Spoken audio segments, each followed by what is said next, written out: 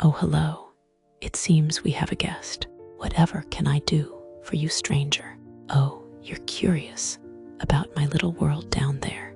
I guess I can tell you a little about it. Let's start with its people. They shape the world down there almost as much as I do. How about a fox from the cold, harsh north? You might recognize him from another tale. This time, he's the one in the spotlight. Let's see how his perspective shifts the narrative. Name Shiro, Indigo. Race Arctic fox. Sex male. Age 17. Height tall. Build athletic. Magic class none. Occupation the drab tiger. Discount clothing store. Stalker. Affiliations football team. Offensive line. Book club. Family. Zephyr Indigo, mother. Leonard Indigo, father, deceased. Austin Indigo, little brother. Relationships. Sam Vesper, boyfriend beta. Connor Eve, best friend. Tim Eve, confidant.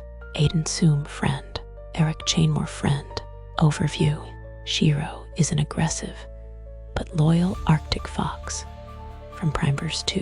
While he can come off as intimidating and brutal, a softness is hidden beneath, nurtured by his boyfriend, Sam, and his younger brother, Austin.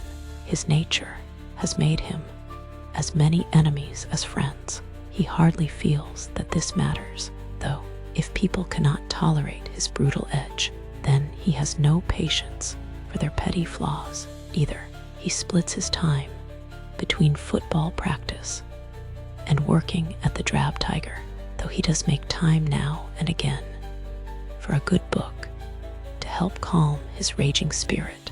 Background: Shiro was born in North Point, a land of brutal tundra and ruthless cold. The main cities were under the rule of several old blood vampire clans, so his family was deep in the forest, in a small village of other Arctic beastkin. Shiro's mother, Zephyr, did her best to nurture and care for Shiro and the rest of his litter, but Shiro's father, Leonard, undermined her at every turn, insulting and abusing all of them in order to fill them with the same rage and hatred that flowed through him.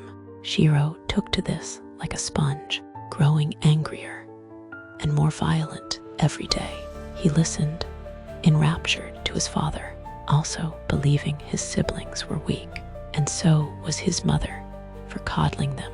When Shiro was 10, his father led his siblings into the wilderness one by one and told Shiro he needed to prove his worth by slaying as many of them as he could.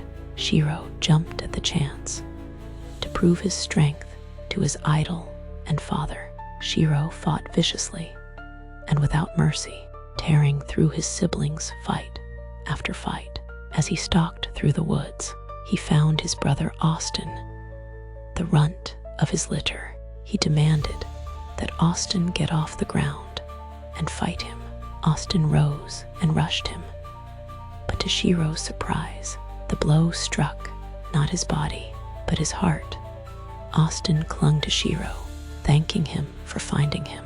He said he knew it was weak, but he was so scared he'd die out here alone without ever seeing Shiro again.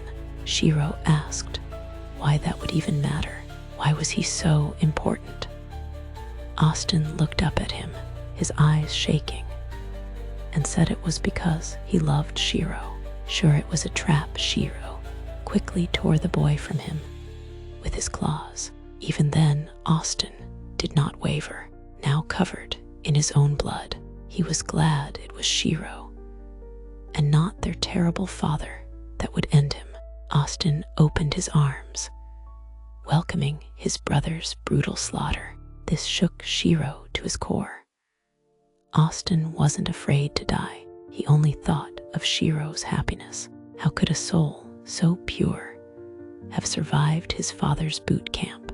Shiro then realized the answer. Every time their father beat him down, Austin thought of Shiro. He drew strength from him. Clearly, this strength drawn from bonds had far exceeded the strength of hatred. He was a monster. There was no changing that. But could Shiro really snuff out a light he had inadvertently created? Shiro knew then that he simply couldn't kill Austin. He had failed to close his heart completely. He needed to preserve this little ember of warmth, no matter the cost.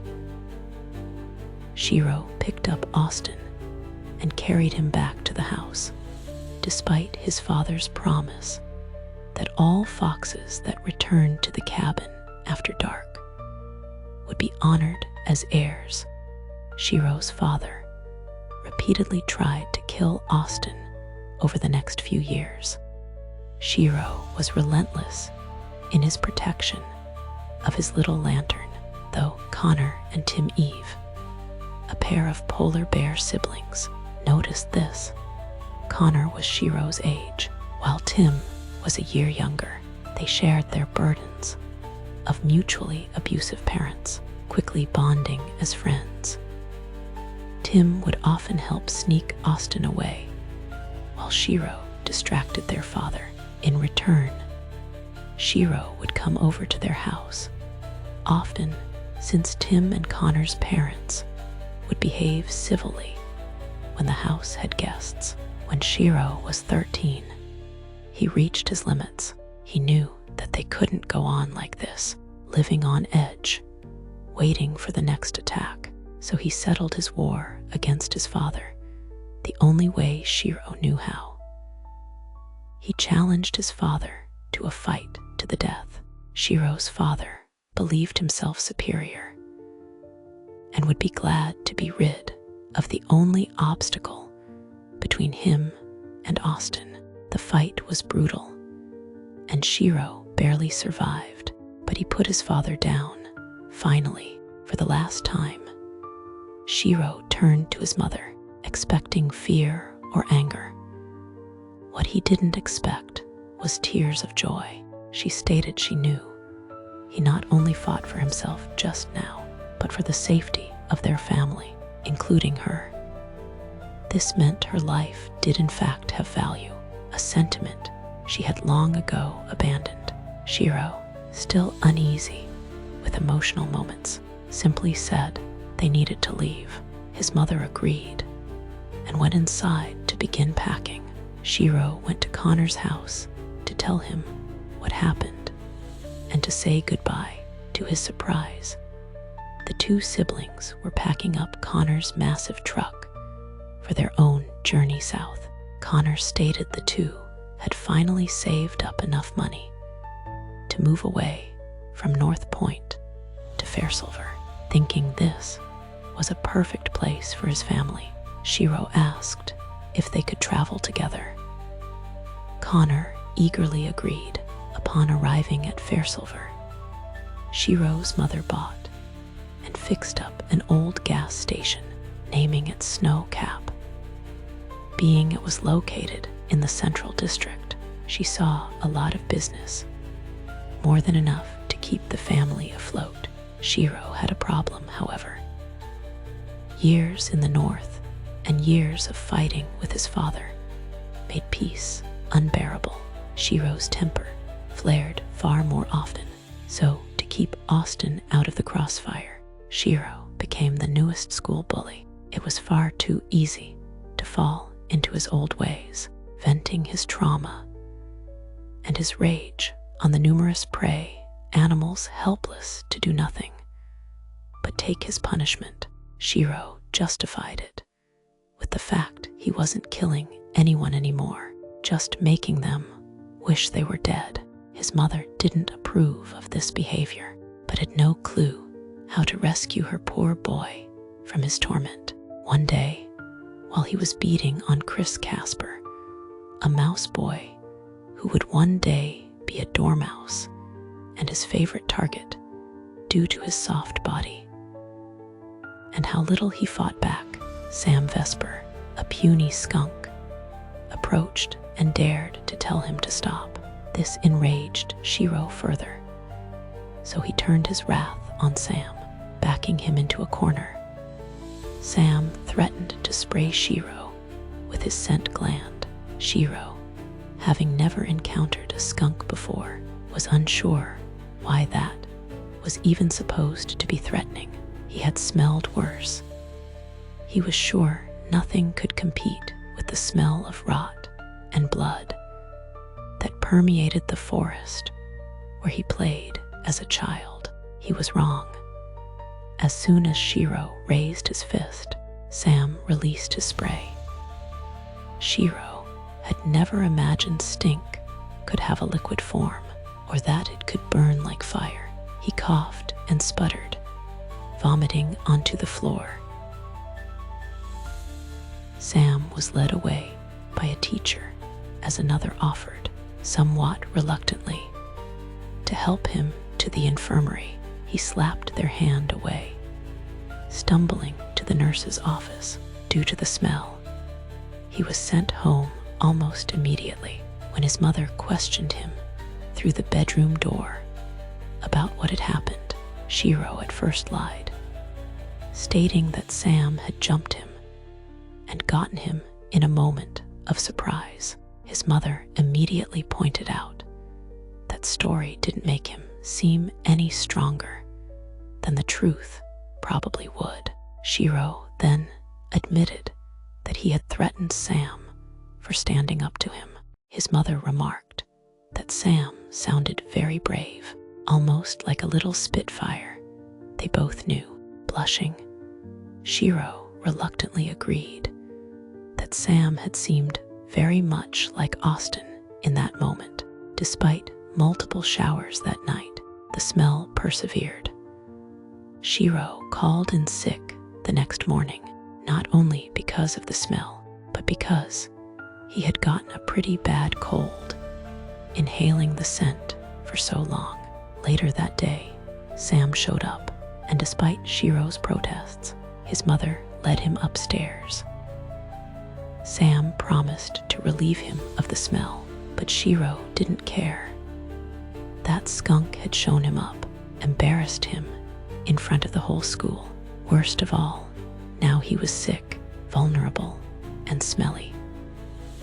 Sam finally agreed to leave, but added that Shiro was unlikely to come up with a cure for the smell himself. It was a well-kept secret among his race, and any skunk he asked would likely think he deserved to be sprayed and clam up about the cure, fearing he would be stuck with this foul odor and subsequent cold. Shiro reluctantly agreed to Sam's terms. He allowed the skunk to bathe him, and as promised, the smell evaporated. That's when, despite all his efforts, Shiro sneezed, revealing his cold. Sam offered to nurse him back to health. Shiro wanted no such thing. Accepting charity was vile. He needed no one's help with anything, ever. Even his closest friends knew not to pity him. But Sam was clever. He endeared himself to his mother and Austin, coming over every day to help around the house and play with Austin in Shiro's absence. Finally, when Shiro's body won out against his stubborn will, Sam was there. He expected to be mocked, for Sam to take all advantage of his weakened state. Sam never did, though. His words were kind without being condescending. He sounded concerned, but never made him feel small or showed pity. His touches were gentle, and while they hurt sometimes, it never felt intentional. Why, Shiro wondered, are such beautiful souls drawn to him? Why should a monster like him find not one, but two souls so snowy white? He didn't deserve such things. His brother, visiting him while sick, said it simply, though. Austin stated, if Shiro was a monster, it's because Dad fed him monsters. Now he has a taste for them. So instead of eating snow white deer, he eats other monsters and protects the deer. It's backwards, but it's just who Shiro is. That night, as Sam bathed him, Shiro confessed all to him about Austin, the North, and about his father, the source of the scars Sam had asked about a few times. Sam stated he didn't have a sad story to give in return. He had a loving family. Sure, he never knew his dad, but that didn't seem to bother his mom, so it didn't bother him. Sam then said, "It makes them rather incompatible, doesn't it?" Shiro disagreed. It made Sam a rock, someone solid Shiro could lean on when his own strength failed him, someone that can smile even when he can't. Sam added that he could be that person, a line that keeps Shiro from ever going that far again. Shiro liked the sound of that. A wall, even a soft, weak one, could give him a moment to think, reassess a situation, and come up with something that doesn't end with people dead, or nearly so. He asked carefully if Sam would be his beta. He had always viewed his brother as his beta, but Shiro knew Austin wouldn't stop him if he went too far. It wasn't in his nature. Sam would, and with that gland of his, he could maybe even succeed. A year passed, and Shiro's mental state began to improve. Connor suggested they both join the football team to vent their rage more productively. There he met Aiden Soom, a wolf boy with not a lot upstairs, but a big heart and a passion for the game. Shiro also joined the book club with Tim to give him more distractions from his volatile thought spirals. Sam was always there, like a fuzzy checks and balances system. It was reassuring to know Shiro was never alone. Things took a turn later the next year. However, Sam's demeanor changed significantly. He began sneaking around behind Shiro's back. This frustrated Shiro immensely. What could Sam have to hide from him? There wasn't supposed to be any secrets between alphas and their betas. Shiro finally confronted Sam. Sure, he'd get some sassy answer about how it wasn't any of his business, and then maybe the truth. Instead, Sam began to bawl, saying that Shiro won't want him anymore now that he's broken. This startled Shiro, making him lose all his frustration. He asked Sam what he meant, trying to be gentle. Sam said his gland was leaking, and now he would smell forever. Shiro stated that simply wasn't true. If his gland was acting up, then as his alpha, it was his job to fix it. After doing some research, Shiro found a machine that could safely drain his gland into capsules that could be dissolved in a simple alchemy tincture. Sam was relieved, but remained self-conscious, shy, and mostly afraid of people. Shiro did his best to encourage him, but it seemed to be no use. That, or Shiro, was as lousy at comfort as he imagined he was. A year later, Shiro got the perfect opportunity he had been waiting for. Eric, a Kyuubi boy who identified as a girl, was being bullied. Sam asked why, as Shiro knew he would. Shiro explained that Eric was trans. He wasn't comfortable in his body, similar to Sam. Shiro could tell Sam wanted to help, so he encouraged Sam to stand up to the bullies, as he did him so long ago. Sam, bolstered by Shiro's words, approached. Shiro watched, ready to interfere if things took a turn. When Sam's clever bluff sent the group scattering, Shiro couldn't help but smile. He helped Eric up, complimenting his outfit. Eric blushed and muttered, "Thank you." After that, Sam started disappearing after practice. It didn't take him long to figure out. He was hanging out with Eric. Shiro encouraged this, hoping Eric could provide Sam with what he couldn't: a gentle hand and the right kind of words. He slowly watched Sam uncurl from his shell. Though he didn't fully return to his sassy Spitfire, Shiro found they both preferred the quiet, gentle nature that the two of them had fostered.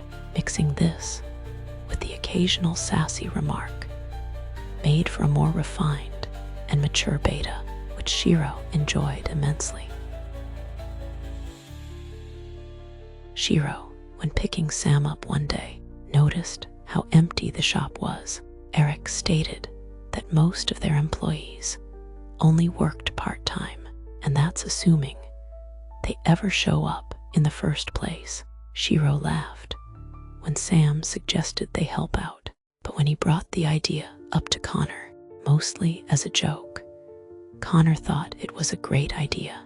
So Shiro found his time split between practice, working at the Drab Tiger, and babysitting Austin. He eventually decided to combine two of his responsibilities and started bringing Austin, who was more than happy to help, to the store with him. Presently, Shiro, over time, calmed his violent nature, though it does still emerge when he feels that he or those precious to him are being threatened. Personality: Shiro starts out extremely violent, aggressive, and filled with hate.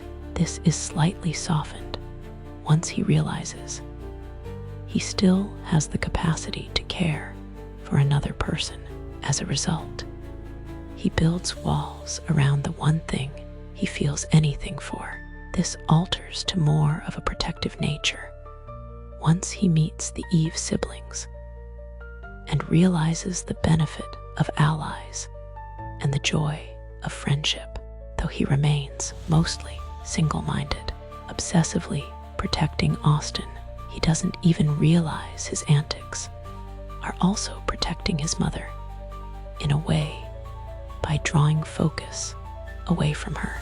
When he finally kills his father, cementing his image as a monster in his eyes, because only monsters like his father kill, he braces himself to be ostracized.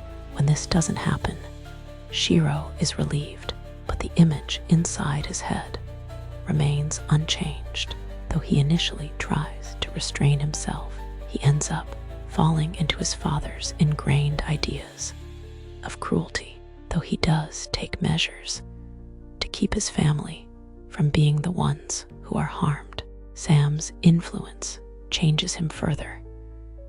He wants to be a good alpha for Sam, to be worthy of his kindness, and to be someone Sam can trust.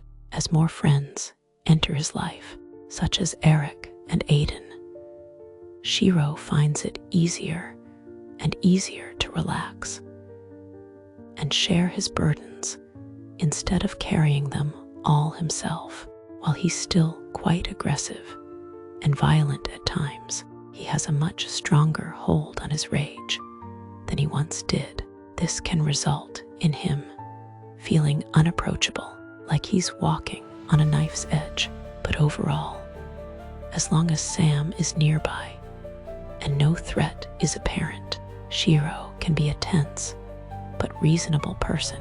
Appearance: Shiro's mint-colored fur is riddled with deep scars. His royal purple eyes reflect the rage he holds within. He prefers a vigilant stance, always ready for a fight. His tense body and tight muscles are a result of his years of abuse. Abilities: keen senses. As a beastkin, Shiro is both gifted and cursed with a strong sense of smell. This makes him an excellent tracker, vital for finding people lost in the woods or any other unpleasant place. It also makes him difficult to sneak up on, letting him know about incoming opponents immediately. Killer aura: as Shiro now mostly suppresses his rage, he has learned to infuse it into the air around him. While he does use this sometimes, on particularly bad days, to keep anyone from getting too close, he usually uses it as a final warning to people threatening him or those he protects. Berserk mode. If Shiro fully gives in to his anger, his muscles swell with blood, increasing both his speed and strength. While this state is both powerful and useful, Shiro rarely utilizes it, as it's hard to pull himself back. He usually will knock himself out if he is unable to use Sam to bring himself back to normal. That's it for Fierce Shiro. His tale of brutality is certainly one to think upon. I hope you enjoyed the change in perspective on a familiar tale. Farewell for now, and come back again soon for more unique stories.